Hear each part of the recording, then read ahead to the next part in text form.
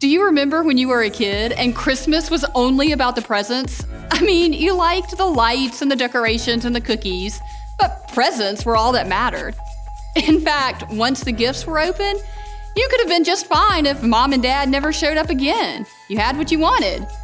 But then at some point, you grew old enough where what matters most to you is who you're with. The people are the presents. Maybe it's because when you're young, it feels like people are a given. Mom, dad, brothers, and sisters, they just have to be there, so presents are special. But as you get older, you're able to buy most of what you want, and presents aren't as special anymore. But time with your kids or grandkids, time with your family and close friends where no one has to work or rush off anywhere, and there's no schedule or agenda other than being with each other. It's a magical time of year. Now maybe you're already ahead of me, but let's be honest. That's what most of us dream about every Christmas. But it never becomes a reality for most of us. For many of us, holidays are just as stressful and rushed and hurried as any other time of year. We are juggling multiple schedules and events and get-togethers. Not all of those include the people we really want to be with, but we have to make an appearance. And so the holidays end up being this flurry of activity where you don't ever feel like you get as much time to connect and be with each other as you dreamed of. It all feels a little hollow. Or maybe your holidays aren't packed.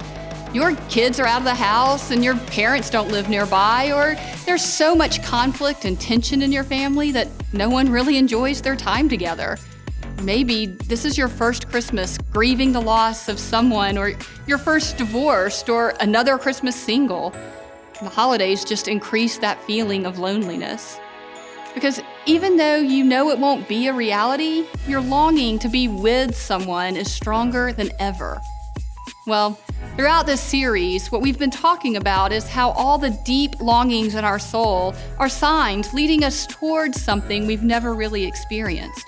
At Christmas, we all feel this nostalgia for a kind of hope and joy and love that we know exists, but it always feels like it's slipping through our fingers. It's like we're homesick for a place we've never been. But at Christmas, we celebrate how 2,000 years ago, the home we were made for actually came to us. Jesus is the only true satisfaction for the deepest longings and desires of our hearts. And it's only when we find our hope and peace and love in Him that we ever find rest. Because even though life can be draining and lonely and tiring at times, Jesus invites us into a kingdom full of life and peace and deep connection with God and others. And no matter who you are or what you believe about God, we believe this life is available to you. Because no matter what you think about God, He can't stop thinking about you. And we want to help you find the life God has in store for you. Throughout this video, we're going to talk about how we can find the solution for the deep loneliness that all of us face at some point by finding our home in Jesus. Hi, my name is Kelly, and welcome to Community Christian Anywhere.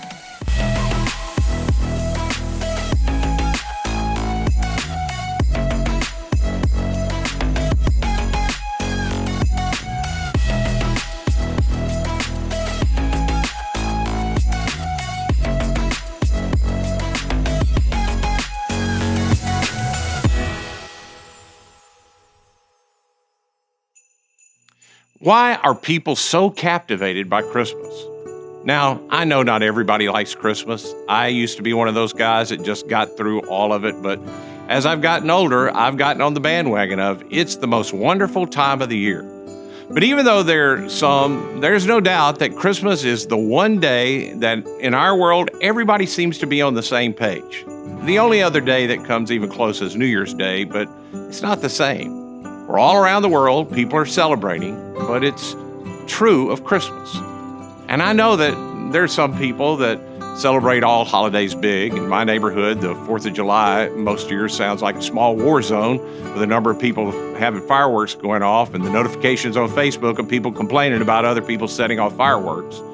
And people have their flags out and they wave them around, but you don't see people putting little statues of the signing of the Declaration of Independence in their yard.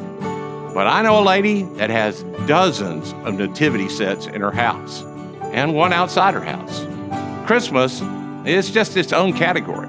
Like, Christmas literally translates out in Latin, Christ Day. It memorializes the birth of Jesus coming into the world.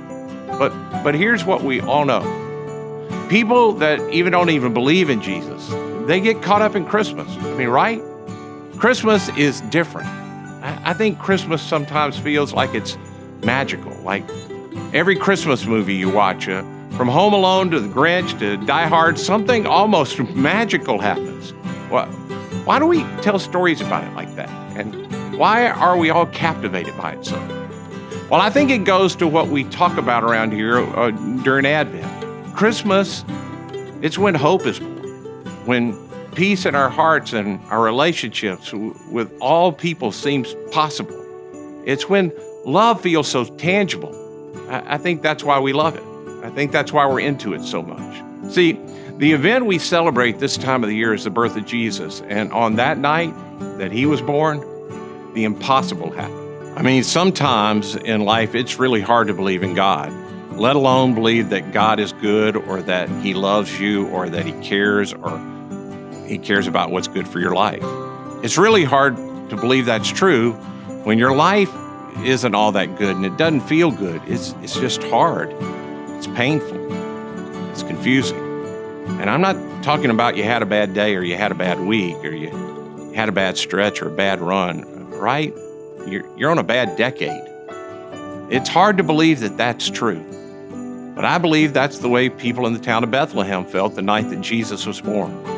A country that had just been this habitual loser in war, they're constantly under oppression by someone from another country. They just can't get ahead. This has been going on for more than 10 generations. No one remembers a time when this wasn't true.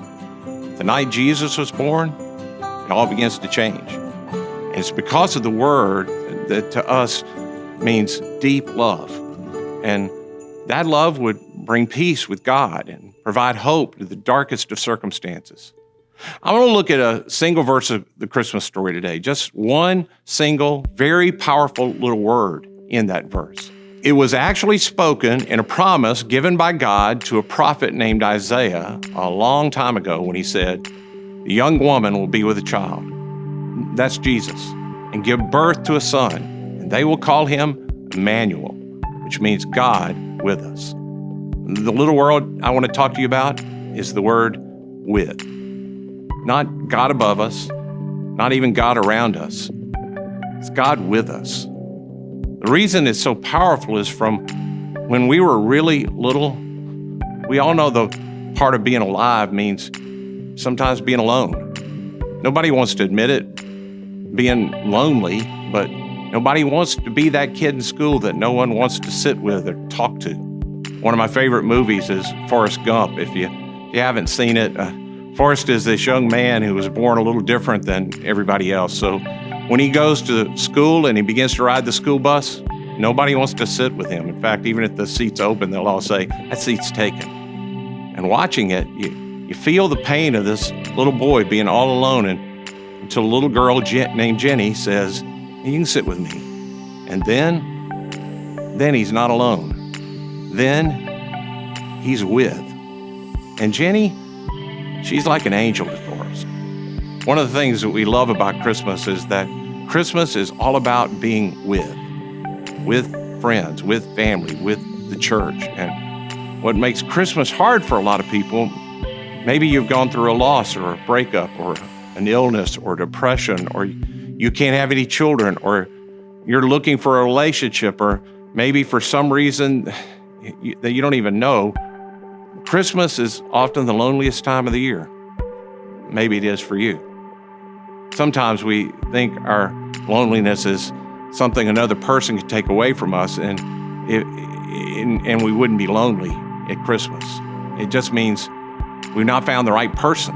We just don't have them yet. It would change if we just had the person we want to be with. But some of the deepest thinkers of the last century have said that loneliness is an inevitable part of being human. Jean-Paul Sartre, the philosopher, said the reason we're lonely is that we're meaning-seeking creatures, but we live in a meaningless world. The biologist scientist Richard Dawkins wrote a few years ago that the reason we're lonely in this universe is that the universe offers no design, no purpose, no hope, just blind, pitiless indifference. But into a world where people feel that way comes Christmas. And Christmas is a claim that things are not that way, that you were made by God and God actually hates loneliness.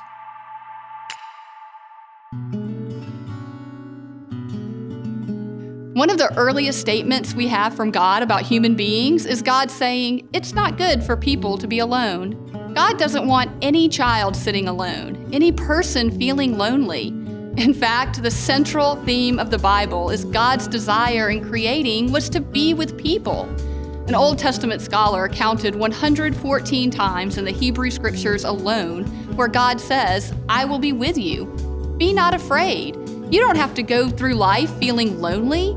God comes to people and gives them all of these pictures of His presence with people and has them build a temple that's like His house and says, I will be with you to hear your prayer. I will be with you to receive your worship. I will be with you to give you guidance. I will be with you through the Scriptures. And all of those, it turns out, are just a prelude to God finally saying, I've got to go down there myself and be with those people. That's the birth of Jesus. That's Christmas, when the biggest miracle of all is also the smallest. God causes all of His person, all of His presence, all of His majesty, and all of His power to be condensed and compacted into one fragile, frail, little human being. He goes down to earth to be with people, starting with this peasant, impoverished girl named Mary and her family. Because Jesus is Emmanuel, God with us. That's the word with. It becomes Jesus' favorite word. As He starts His 3 years of ministry, Jesus collects this strange group of fishermen and tax collectors and women who are outcast. And Mark, who writes about Jesus' life, tells us that Jesus called them to be with Him. There's His word. Later, after 3 years of experiences, seeing Jesus die and resurrect, and then watching Him leave, this band of followers are confronted by the authorities, and this is what was said of them.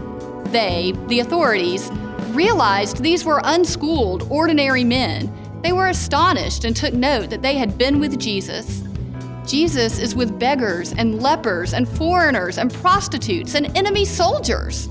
One time, Jesus has spent so much time with those people that He was called the friend of sinners, and they intended it as an insult. But for Him, it was like a badge of honor.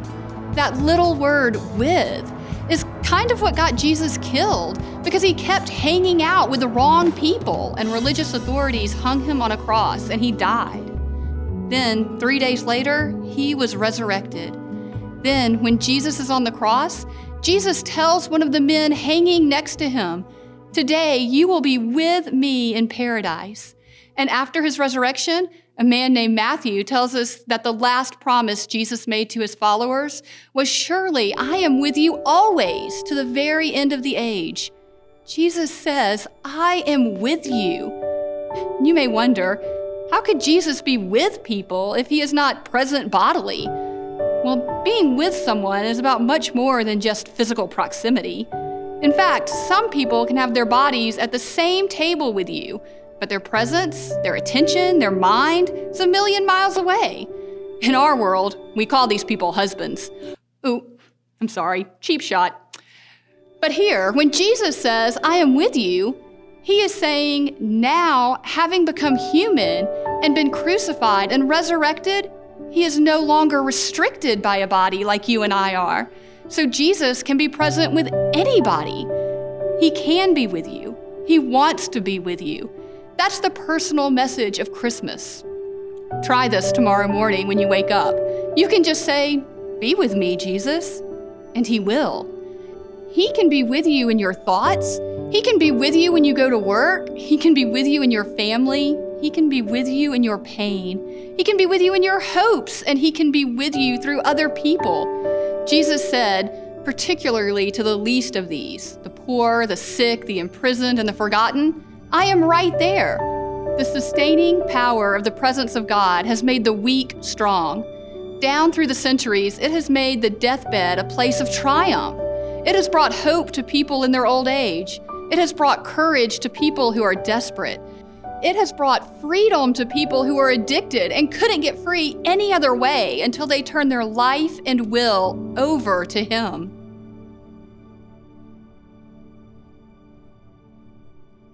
So on the very first Christmas, we've all heard the story when the angels show up and announce the impossible just happened. Unto you a child is born, unto us a son is given, and his name is Emmanuel, God with us, God with flesh on. The question is, where is he? Well, he's right over there in Bethlehem, laying in a manger, and he'll grow up and he'll make impossible things possible. And the shepherds, well, they went off to see. I wonder if in the moment of darkness that was just generational in their world because no one could remember ever living in freedom. I wonder if some of them began to think, could this be true? Could God love us that much that he would come? Maybe in that moment, hope came back a little bit. Maybe one of those shepherds who were all probably young boys that had never seen any other way to survive. The only thing they could do was to keep sheep and spend the night as a shepherd. They thought, nobody cares about me. Everybody's given up on me. I'm out on my own. Maybe for a minute they thought to themselves, maybe I'm not alone. Maybe there is some hope. I want to ask you a question. It's really pretty intrusive. Have you ever lost hope? Have you ever given up? Or do you right now have something in your life that you wanted to have happen for so long and it hadn't happened? And the logical conclusion is it's not going to happen. Maybe for other people, but it's probably not for somebody like you. Anybody there? Earlier this year, I heard of a friend of mine who was in a really dark place. He had taken some leave from work and he was trying to get it together, but when the time was up and it was over, he just walked away from a career that he had worked really hard to build. And I texted and I got no response. And I asked other friends about him and no one really knew what was up. And so I sent him a text and it read, I'll just read a little bit of it to you. Hey man, this is Ed Martin, and in case you lost my phone number and didn't recognize the number, I don't think I ever told you this, but years ago, I was in a place where I felt like my whole life was a dark tunnel and had no exits. And all I could see was just more tunnel. And when a light would show up, it'd just be another freight train that dumped more weight on me. And I don't know if that's where you are right now, but if you are and you want to talk, I'll come into the tunnel with you. But even if you don't want to talk, if you don't want to talk to me, don't give up. I'm praying for you. Eventually, you'll see your way out of that tunnel because eventually the light shows up and it's Jesus. I love you. You know, maybe you're with us today and you don't know this about Community Christians, so I just want you to know. We're not that church that says if you had enough faith or you just had more faith, you wouldn't ever be in any dark tunnels in your life. We're not the church that teaches that if you really love Jesus, at least the right way to love Jesus, God will keep all the freight trains from running over you. He'll keep cancer, he'll keep the car wrecks, he'll keep addictions, he'll keep heartbreak and death away from you. You know why we don't teach that? Because you can't find it in the Bible. What I do find in the Bible is a God who is good and who loves us and who wants good for us and who keeps his promise. One of which is that when you're afraid, not if you're afraid, but when you're afraid, whatever dark tunnel you find yourself in, he'll say the same thing to you that he said 2,000 years ago to some very, very afraid people. He'll say the same thing. Hey, I'm with you. You're not alone. I love you. I will not leave you. You don't have to do one moment of your life without me. I'll bring you good news. It'll cause great joy to all people. What do you mean? Jesus is here. He's here with us. See, in the end, I don't love Christmas because it's magical. because magic, it can be explained. I mean, it's some kind of trick. But Christmas, it's what we long for because it's a miracle. See, Christmas is a time when God did the impossible, when God himself took on flesh and came to us in our dark tunnel, and he said, I'm right here. I'm right here. And I walk with you through the darkness. I walk with you down the dark tunnel. As a matter of fact, with you is my name. God with us, Emmanuel. It turns out that for our loneliness, it's kind of a clue. It's a kind of a clue of who we are. Just like the fact that we hunger indicates that we were made to eat, and the fact that we thirst indicates that we were made to drink, our loneliness tells us that we were made for God and to be with God. And the good news of Christmas is that God loves you so much that you don't have to go through that feeling alone. You can ask Jesus to be with you. What a great time to do that. You could ask him to forgive you of any wrongdoing, the stuff you've done, and the things you're embarrassed about, the sin, the flaws that make all of us want to hide from each other and make us isolate and make us feel so lonely, and he'll give you a fresh start with his forgiveness. Maybe you're already a Christian and you've known God for a while, but he's felt far away for a long time. You can begin all over again with him right now and make space for him in your everyday life. You can get help for this because there's another with promise from Jesus right in the middle of the Gospel of Matthew. Jesus says, for where 2 or 3 of you gather in my name, there I am with them. It's this amazing promise. And he actually has a plan for loneliness. And his plan is that those of us who follow him, we create community that's really kind of a family that would embrace anybody who needs to be loved, because God hates it when anybody sits alone. It's very ironic to me in our day as modernization increases and poverty and illiteracy and disease are all going down. But guess what? Loneliness is going up. Turns out we've discovered over the last couple of years that loneliness is a much bigger problem than researchers have ever thought. 3 out of every 4 Americans right now are struggling from loneliness. Loneliness is so epidemic in Great Britain, some of you have read about this, that the UK has appointed a cabinet-level government position called the Minister of Loneliness to try to address this problem. And a whole field of treatment has emerged in psychology called pet therapy. Numerous studies have shown that the presence of an animal companion can loosen the pain of isolation. We buy dogs and cats or rabbits or even goldfish to reduce loneliness because we're lonely people. Over the last 30 years, the number of Americans who say they have close friends in whom they can confide has dropped by 50%. And then the unexpected happens. Like a worldwide pandemic might happen. And so many people are depressed.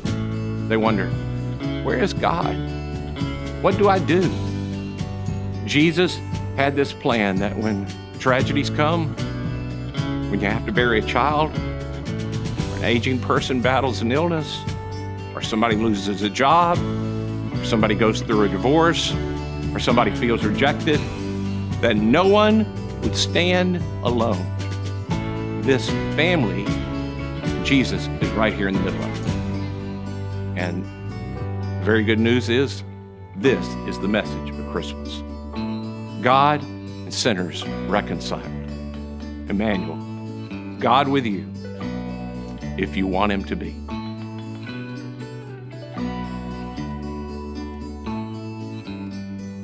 The invitation of Jesus is the invitation of life with God, but not just a spiritual experience.